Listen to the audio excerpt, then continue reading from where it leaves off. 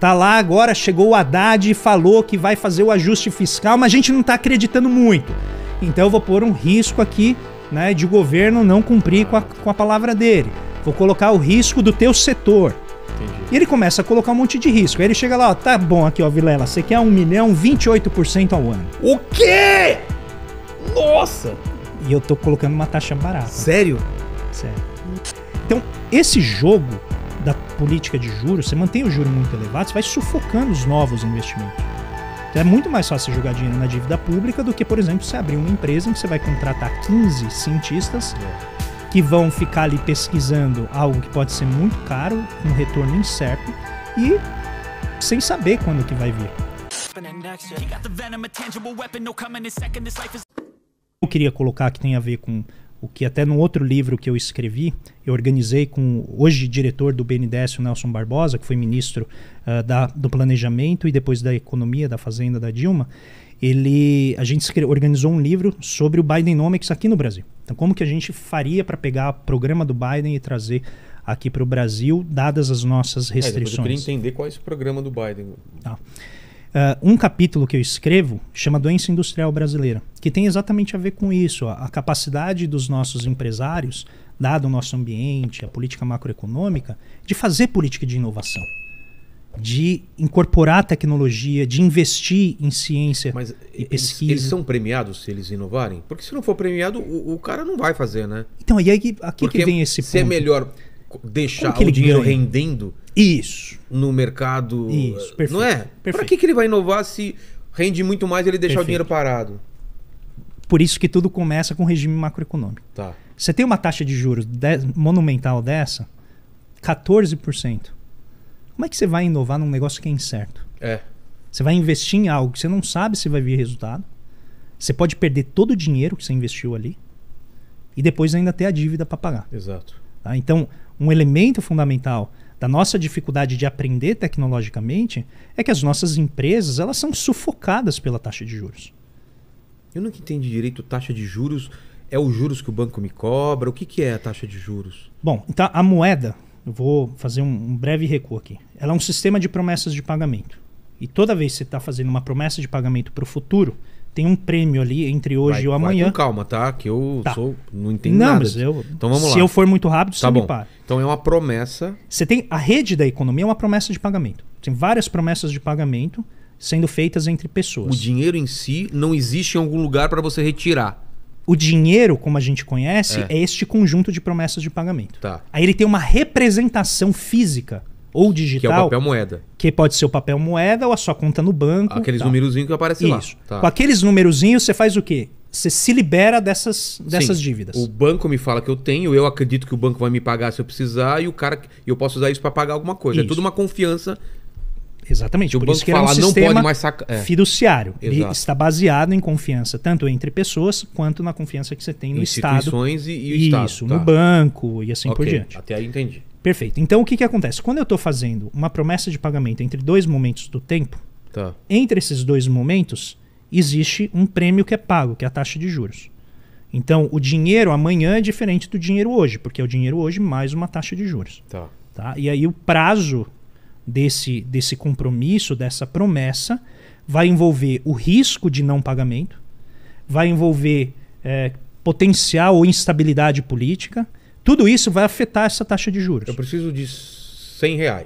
Isso. Eu peço para o banco R$100 e ele me fala, ó, cara, a situação está complicada do país, eu não sei o que vai acontecer, eu não sei o quê, vou te cobrar uma taxa de tantos por cento. Então, vamos pegar o exemplo. Você chega lá no banco e fala assim, olha, eu preciso, vamos pegar aqui nível Vilela de empreendimento. Opa! Banco, preciso de R$1 milhão. R$1 milhão. R$1 milhão na minha mão. Que eu tenho uma ideia nova aqui que eu quero fazer tocar. Um podcast novo, eu e o André aqui. Nós vamos fazer isso aqui, vai bombar. Nossa, vai arrebentar. Dinheiro, tal. Vai vir o Lene. Exato, o Lene. O Lene vai aqui, vai tocar esse negócio. Eu vou tirar o Paquito pra tirar o risco. Exato. O negócio dar errado. Eu, o Lene e o André, só nós três. Tá, e aí o banco olha pra você e fala assim, olha, você tem um negócio bem sucedido, você já tem um fluxo de renda, você tem um espaço, você apresenta o projeto, ele fala assim, tudo bem, tem a situação macroeconômica, tá instável, a taxa de juros está elevada. Aí ele olha e fala assim, qual que é a taxa base? Que 14% é que o Banco Central controla. Eles que dão essa... Isso, essa taxa básica da economia. Tá.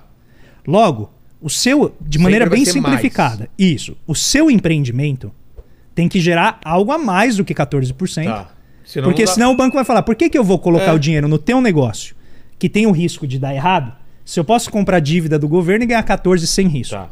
Por que não tem risco? Porque o governo imprime a moeda. Entendi. Aí você fala assim, André, mas se ele imprimir toda a moeda, vai ter inflação. Tudo bem, vai ter inflação, mas você terá a moeda. E quem não tem dívida do Estado não vai receber a moeda. Então você está relativamente melhor do que a pessoa que não recebeu. É isso que tem a ver com a soberania, né, do emissor da moeda. Você receberá seu dinheiro. Se ele vai valer ou não, não sabemos. De qualquer maneira, você tem essa taxa básica. 14%. E aí vai vir o risco Vilela. O risco, pelo que eu entendi, do Paquito, que pode ser grande. Né? É um risco grande. Aí vem a produtividade Lênin. Produtividade Lênin. Que reduz o risco. Aí ele olha, por exemplo, tá lá agora, chegou o Haddad e falou que vai fazer o ajuste fiscal, mas a gente não está acreditando muito. Então eu vou pôr um risco aqui, né, de governo não cumprir com a palavra dele. Vou colocar o risco do teu setor. Entendi. E ele começa a colocar um monte de risco. Aí ele chega lá, ó, tá bom aqui, ó, Vilela, você quer 1 milhão, 28% ao ano. O quê? Nossa! E eu tô colocando uma taxa barata. Sério? Sério. Nossa, tá. Eu tô precisando muito, não tenho de onde... Porque se você pegar, às vezes, para empreendimento, é 40%, 50%. Nossa. Então, quando o Banco Central sobe essa taxa básica, ele gera um efeito em cascata em todas as outras taxas. Entendi. Que a depender do prazo, do risco. Pela primeira vez tô entendendo. Essas taxas vão acompanhando. Aí eu vou pegar esse 1 milhão e eu sei que eu vou ter que devolver 1 milhão com 28% em cima. Isso. E eu tenho que gerar muito mais do que... Tá. Então, você vai ter que ter um empreendimento... Tô pegando um caso hipotético, claro. Tá? Só para exemplificar. O teu empreendimento vai ter que gerar uma taxa de lucro maior do que 28% para você, pelo menos, pagar a sua dívida. E aí você encontrar um setor que paga isso por ano, evidentemente, é muito difícil. É muito difícil. Né? Então, nesse exemplo hipotético, a gente está falando, obviamente, tem uma série de setores que tem juros subsidiado, que recebem, né, taxas de juros melhores, mais baixas, tem risco menor. Você tem um monte de medida que o governo pode tomar, como cadastro positivo, que permite aos bancos identificar o risco. Né? Se pega, por exemplo, um homem com as suas características, o seu setor, ele vai te jogar numa média. Entendi. Com um cadastro que é compartilhado, ele fala, não, mas pô, o Vilela tem um histórico de pagamento bom, ele tem um fluxo de renda razoável, o cara tem uma boa, faz auditoria, controla ali, ele tem um risco menor. Entendi. Posso emprestar e cobrar uma taxa de juros menor e assim por diante. Então, esse jogo da política de juros, você mantém o juro muito elevado, você vai sufocando os novos investimentos.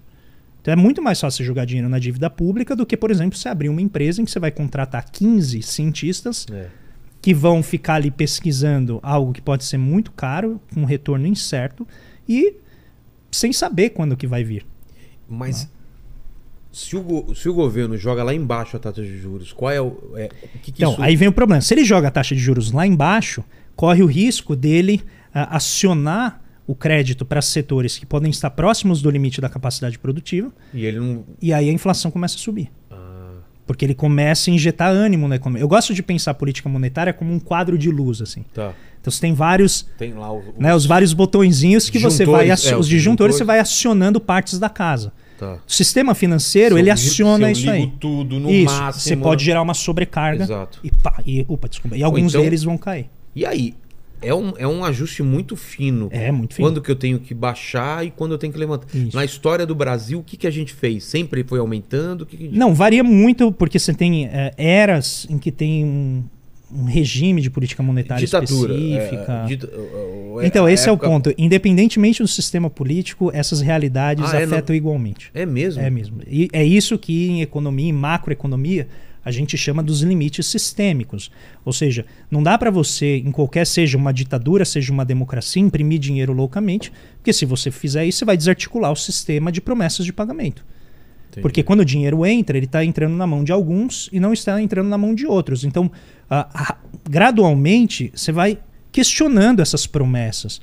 Porque o credor fala assim, cara, eu emprestei 1 milhão para o Vilela, só que o que ele vai me pagar vale 300 mil. Porque o dinheiro que está escrito no contrato perde valor conforme a inflação avança. Entendi. Ele se for precisar para comprar alguma coisa que valia naquilo lá... Não, imagina que você paga, tá lá no contrato, você deve 1 milhão mais o juro. Aí quando você paga, Ele pega esse valor e já não vale... Ele não vale muito, porque a inflação comeu aquele poder. E aí qual que é o problema? Você acha que ele vai emprestar de novo? Não, claro que não. Ele pode desenvolver e falar assim, nós vamos colocar no contrato que eu vou te emprestar 1 milhão, só que a taxa de juros ela vai ser pós-fixada. Ela vai acompanhar a taxa de juros, por exemplo, do Banco Central. Eu não vou saber quanto eu vou ter que pagar. Você não sabe. Porque depende da situação, depende do que está acontecendo. Pode ter, por exemplo, uma indexação. Ou fixar isso em dólar, sei lá. Você pode fixar em dólar, ou o que a gente faz bastante aqui, quer dizer assim, você me paga juro mais a inflação, que é a indexação. Então você liga ao índice de preços, porque aí você protege o valor da sua moeda. Então,